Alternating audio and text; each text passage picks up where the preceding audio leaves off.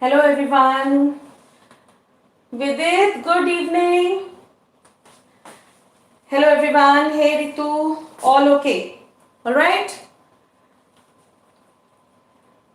Alright. Bhumika is here.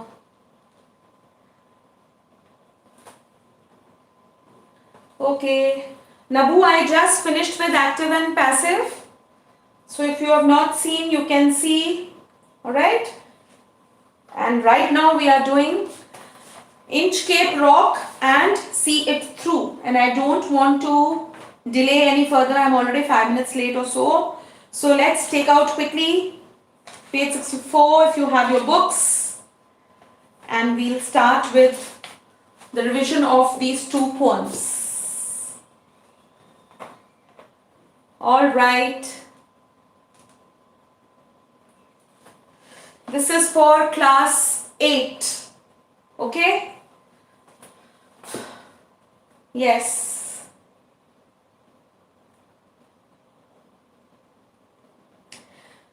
Yes. So it is not necessary that you stay here. If you want to leave, you want to listen to the poem, most welcome. It's your channel.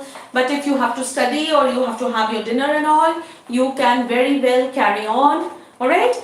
And so I'm starting with these poems. Alright?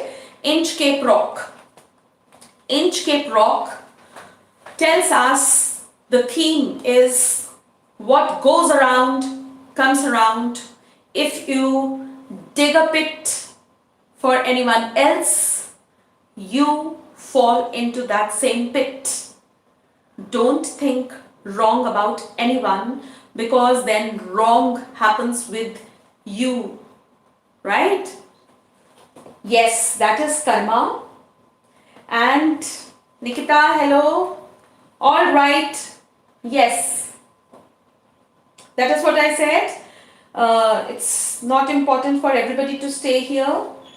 Yes, karma has a great role to play in the lives of we human beings, and there are people who really don't adhere to this, but it actually happens. You do wrong with someone, it will not harm them if they are the correct people, but you will definitely fall into the pit that you dug for someone else. So let's read Inchcape rock and see what happened here. Alright, so in the beginning of the poem, everything is motionless, everything is smooth, calm, and then we'll see what turbulences happen later on. Yes, alright, Deepthi has joined again. Most welcome everyone, and those who are leaving, no problem, see you, bye bye. Do join for Sunday stories at 7:30. Alright, okay. No stir in the air, no stir in the sea. The ship was still as she could be. Her sails from heaven received no motion. Her keel was steady in the ocean.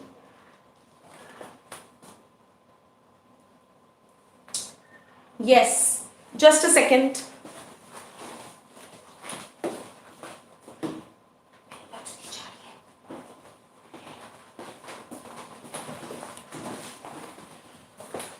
Alright, so it happens that everything is calm in the sea. Alright, everything is calm, there is no stir, no movement, everything is peaceful. Alright, and the ship is standing there, motionless.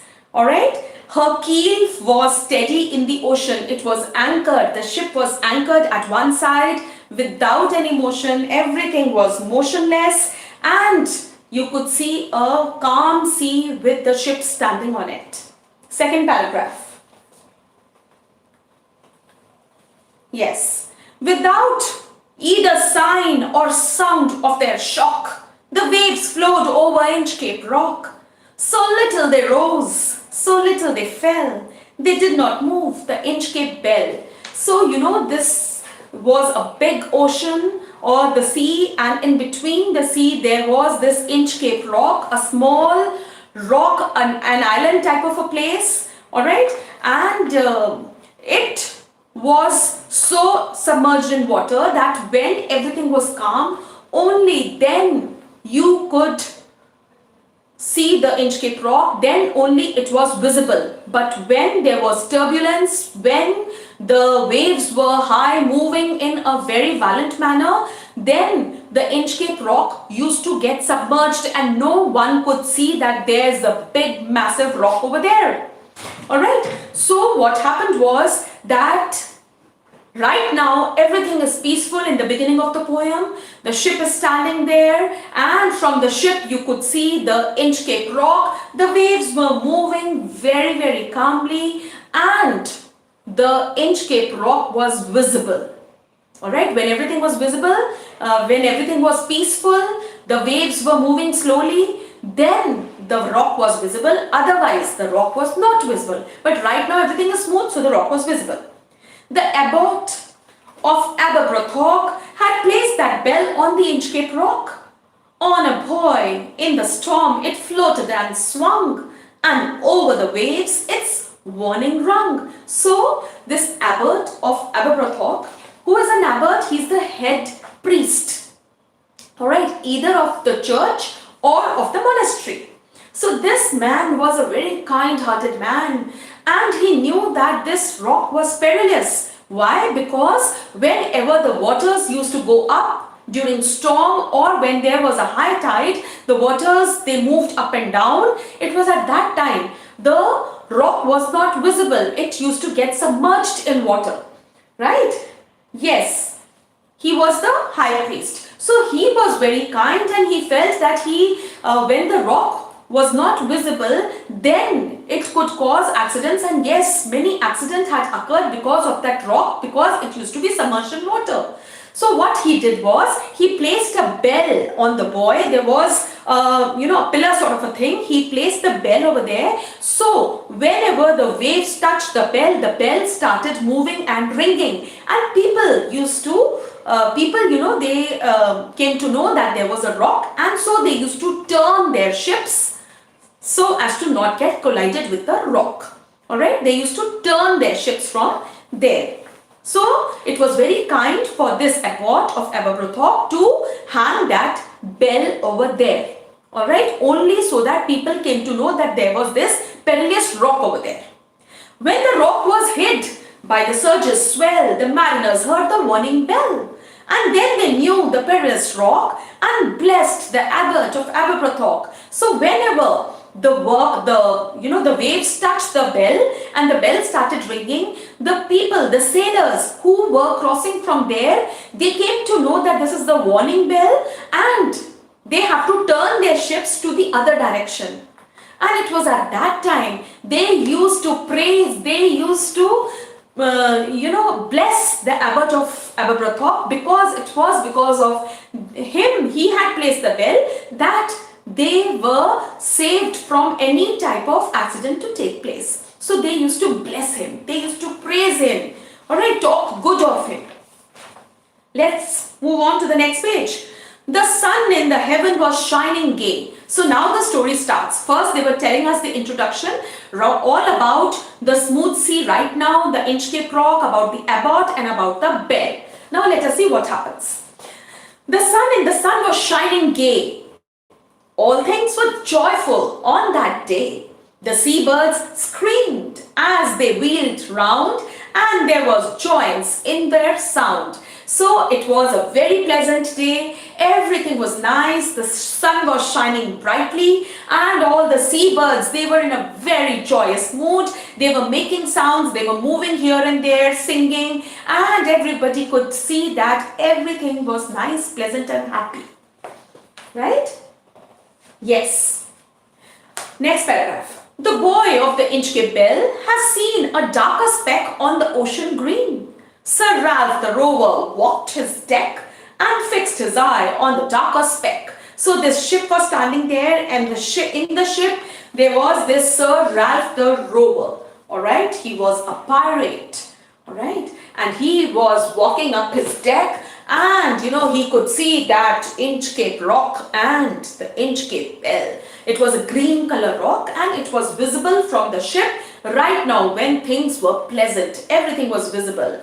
And this rover, Ralph the rover, was looking at the Inchcape rock and the bell. He felt the cheering power of spring.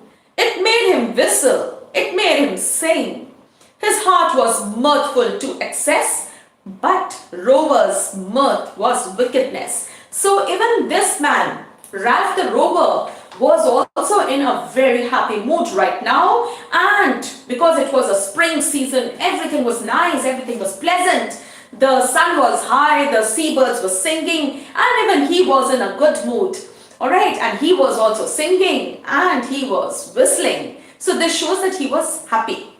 His mirth, his heart was mirthful to excess. His heart was full of happiness. Mirthful, joyous, full of happiness to excess. But Rover's mirth was wickedness. But no one knew what he was happy about. His happiness was all filled with wickedness, cruelty, all bad feelings for the other person.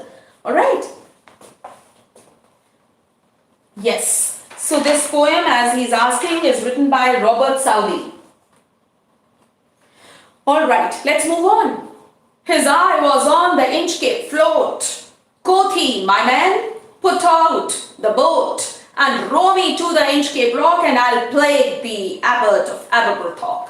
So what he did, he was a very wicked and cruelsome man. So, he was looking at that rock and the bell, Right now, float means something which moves. Right now, he could see the bell that was, moving lightly in the air. So he was able to see only that bell. So what did he say? Quoth he means he said, my men, he told his crew people, he told the sailors with him, he said, my men, put out a boat.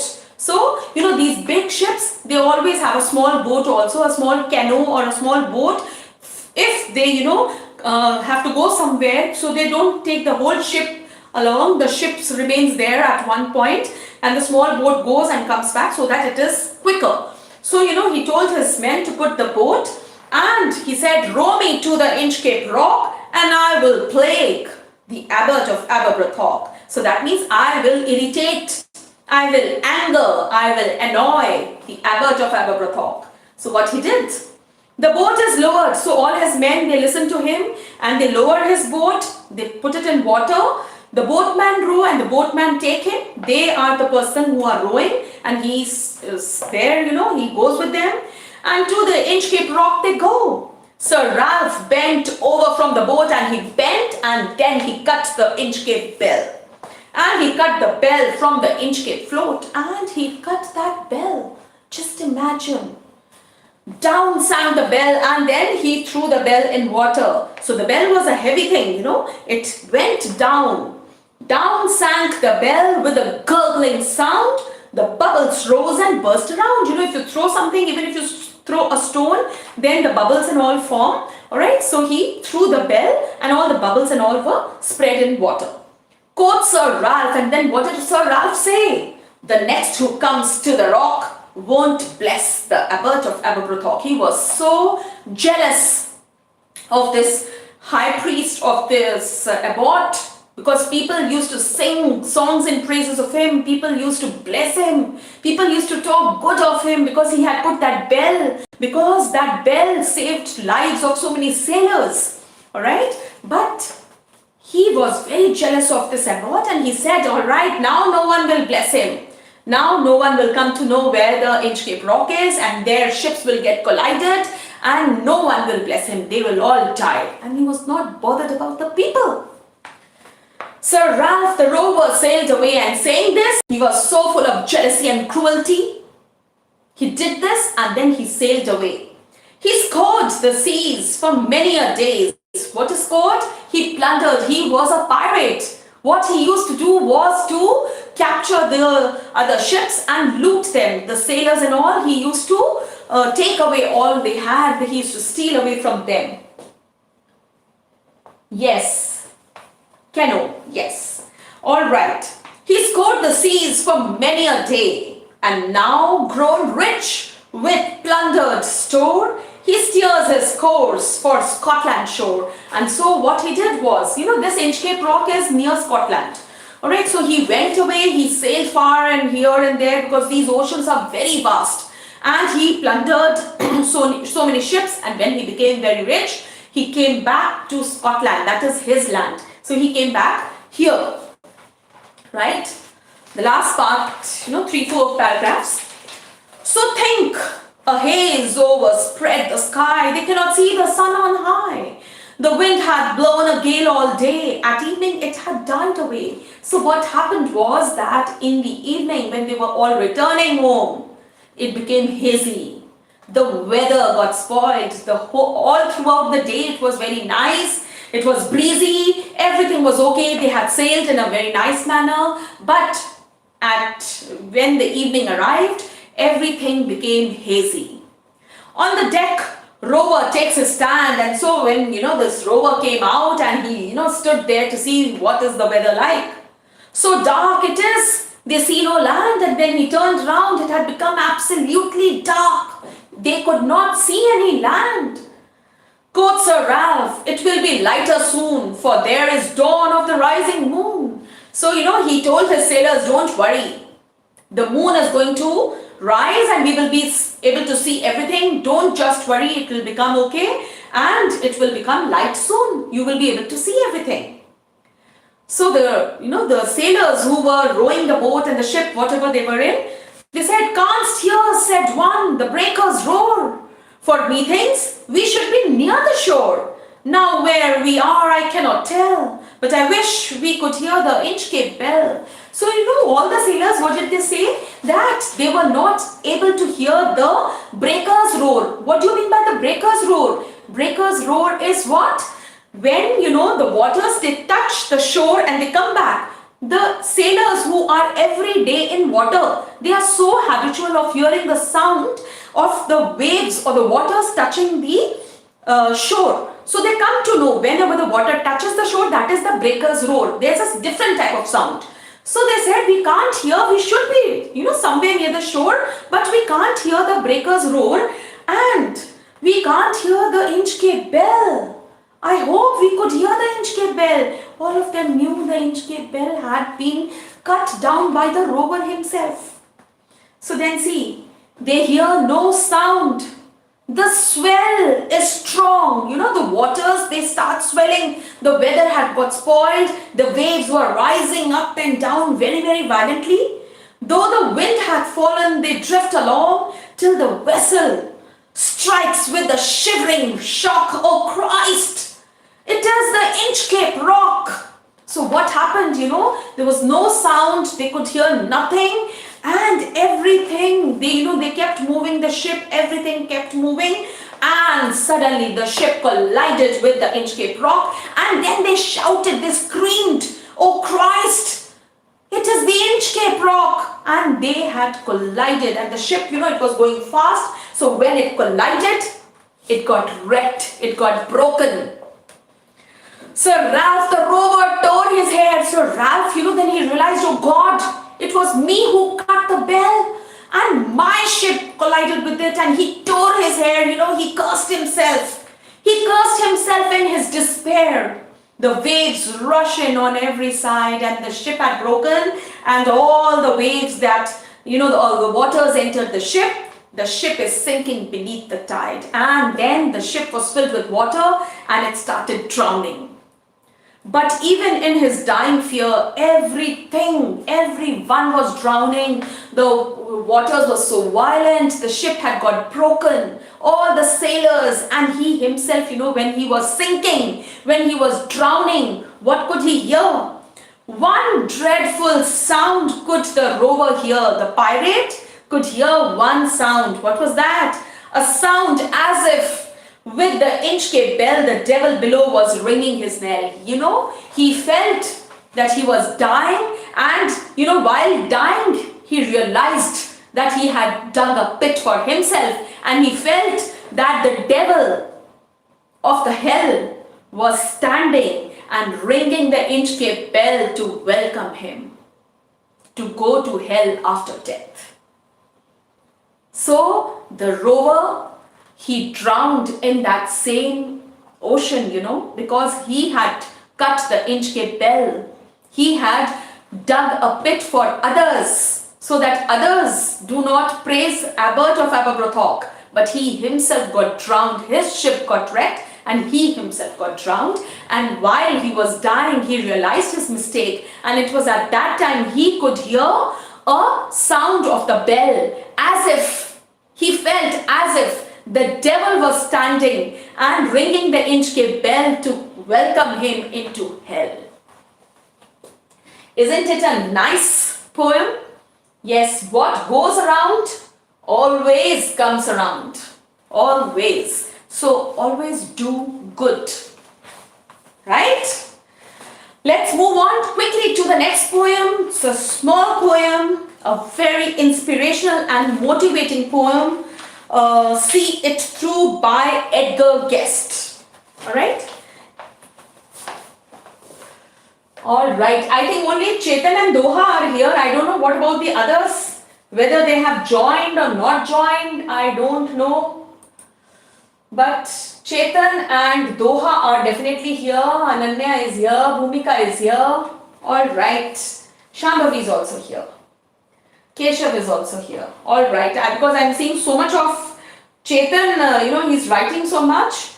So, alright. Let's start. Yeah, Bhumika I saw. Alright, let's start. So, never give up. Never ever quit. See it through. Whatever obstacles and hardships God has given, we have to face them, because God wants us to be strong. He wants us to be friends with all the obstacles. Alright? If you people were there with me when I was teaching the 9th class chapter, the wind, in that also, that wind was actually all the obstacles and hardships in life. So be friends with all this. You will never feel that there were obstacles. You will feel that these are challenges and you have to face them. See it through. Okay? Yes. Believe in yourself. You can do everything. I know Ritu is here. So let's start. Okay. Now let's read the poem that motivates us all. When you are up against a trouble, meet it squarely, face to face. Lift your chin and set your shoulders. Plant your feet and take a brace.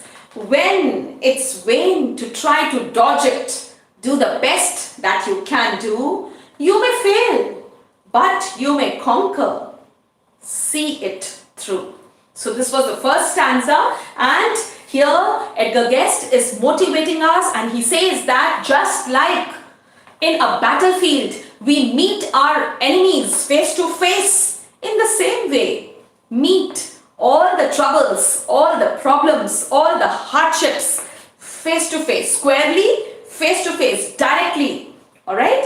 Lift your chin. Don't, be sad and put your chin down. Keep your head high. Lift your chin. Set your shoulders. These shoulders, if they are like this, then they have no confidence. You have to have straight shoulders. Set your shoulders, plant your feet, and take a brace. Be ready, take action. When it is vain to try to dodge it, but when, there are times when the hardships are very, very strong, alright, and we are not able to avoid it. We are not able to fight. Do your best you can. Do the best, Till the end you have to give a try. You may fail. It is quite possible you will not succeed at that time. But who may know? Maybe you are able to conquer. Maybe you are able to conquer all types of fear, or maybe you succeed. So see it through. Alright? Face it. Face it. Face this challenge. Okay? And you need to see that here the troubles are just like enemies, and it is a personification. In the same way, when we meet our enemies face to face in the battlefield, in the same way meet these troubles. So this trouble is a personification that the poet has used, just showing as if this is a person. Okay, and the poetic device of rhyming scheme we should know. So like trouble is A, then face is B, shoulders is C, then braces again B. Alright, so that way if we write, the rhyme scheme of this stanza is A, B, C, B, D, E, F, E. So if you see, it is this, the rhyme scheme of this first stanza. Alright? Alright, because we have these many lines, so it is that. Right? So even if we fail in our endeavors, we cannot quit, we have to keep trying. Second paragraph. Black may be the clouds about you, and your future may seem grim, but don't let your nerve desert you. Keep yourself in fighting trim. If the worst is bound to happen, in spite of all that you can do, running from it will not save you. See it through. Alright, so Edgar Guest tells us that, whenever days are wrong, everything goes bad, then we say, sab taraf kale badal cha rahe hain. That means everything is happening, that is happening is wrong and everything is bad. The whole environment, the whole atmosphere, the future is looking as if, everything is dark. These are the words that we used to say. Alright, when everything is nice, then it is all pleasant, it is sunny, it is bright. But when everything is gloomy, we say black clouds. Alright, so here the poet has used what? The poet has used black clouds as a metaphor, as a symbolism. Symbolism of what? Of things that are going wrong, the problems that a man faces. Alright, and this black clouds is also a metaphor to show that wrong days, wrong things, wrong atmosphere, everything is, that is happening is wrong. So black may be the clouds about you. And your future may seem grim, at that time you get upset and you feel everything in future is going to go bad and I will not succeed. You feel so. But don't let your nerve desert you. But don't get discouraged. Keep yourself in fighting spirit. Fighting trim, fighting spirit. Don't, let your courage go away.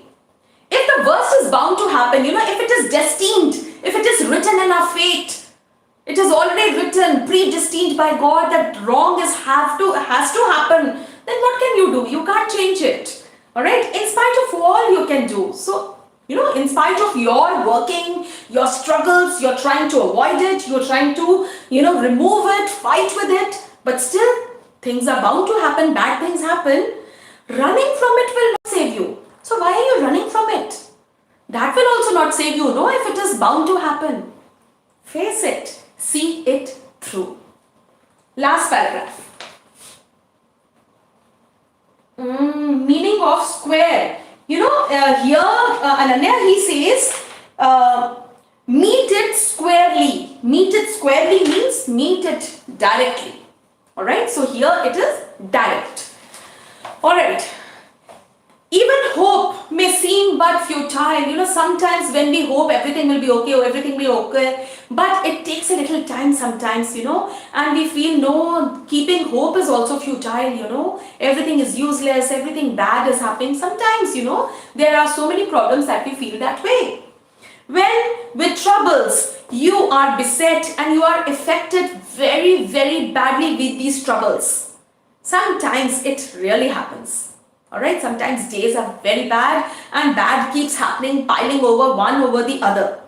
But remember, you are facing just what other men have met. Many people face, in fact, everyone has got the same bag of troubles, the same bag of smoothness.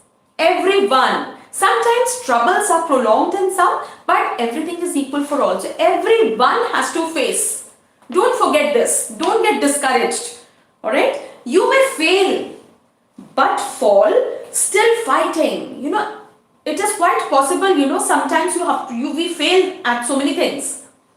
But fall fighting. Don't quit. Don't fall and say, I can't do anything. Keep fighting till the end. Don't give up. Whatever you do, don't give up.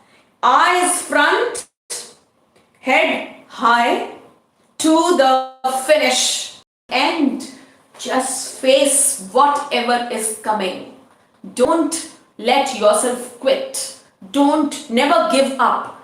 Don't ever get discouraged. Yes, there are times when we are affected very, very badly and everything seems futile. Take it in a positive way. Never quit. Keep fighting. Keep working. Success will be yours. Keep facing it. See it through. Because even if you quit, you will not be able to avoid it. Then why not give? Try till the finish. Keep trying till the end. And you will definitely make yourself strong. You will definitely succeed. So keep yourself in an optimistic mode. Always be positive. Positive is bound to happen. Alright? Yes. So we need to know the rhyme scheme of all the paragraphs. As I told you, this is the rhyme scheme. We need to know the poetic devices, that is personification is trouble. And then we have the black clouds, that is metaphor also, that is symbolism also, as I have already told you. And that is what you have to do. And then whatever the scenes like black clouds, black may be clouds about you and future may seem grim. So this, we visualize the black clouds. So this is also a visual imagery. Right? So wherever you imagine things, that is all visual imagery. Right? Imagery, if you write, that will also do. Right? Go through the other videos of these chapters. I have this explanation also of both the poems. The written explanation also, my sessions also. Please watch both the poems. For queries, my comment section is there. Alright.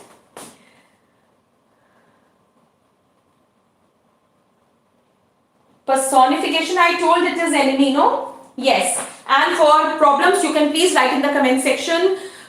Do take good care of yourself and keep trying. Never quit. Never give up, because success is yours. Alright, we'll meet for Sunday stories. If you're free, please do watch. Otherwise, you can watch anytime when you're free. Sunday stories premiere is 7:30 p.m. Goodbye. Happy Sunday. Bye-bye.